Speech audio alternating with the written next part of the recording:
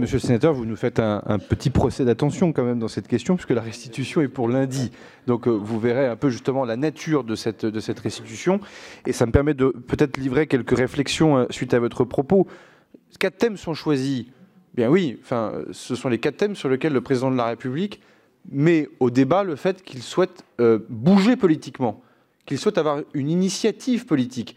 Beaucoup d'entre nous, dans cette salle, ont été maires, ou en tout cas la tête d'exécutifs locaux.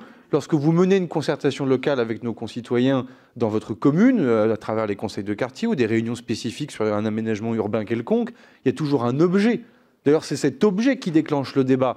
Venez parler de tout et de n'importe quoi, ce n'est pas un grand débat ou ce n'est pas une consultation locale. Là, pour le coup, je fais bien volontiers la comparaison entre les consultations que nos collègues maires peuvent organiser dans leur territoire et les consultations que l'on peut faire au national.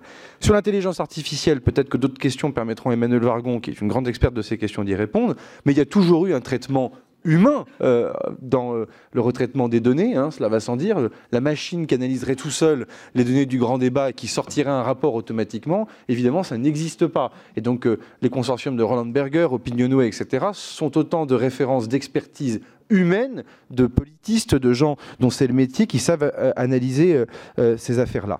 Je le redis, un grand débat, ce n'est pas une enquête opinion. Sinon, il fallait faire un gros marché public et lancer tous les cabinets de la place de Paris pour faire des sondages que vous connaissez déjà par ailleurs. C'est autre chose, un grand débat, c'est donner la parole aux Français, les permettre de les écouter, de les considérer, et donc, à un moment donné, de donner une photographie de ce qui s'est dit, non pas pour légitimer ou pas, d'ailleurs, une décision politique, mais aussi pour trouver des solutions et les entendre en la matière. Dernier point, en 10 secondes.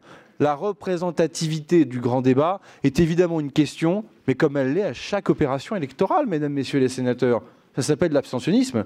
Donc oui, de toutes les façons, par définition, il y a toujours un biais de subjectivité à l'expression démocratique. C'est le principe de la démocratie.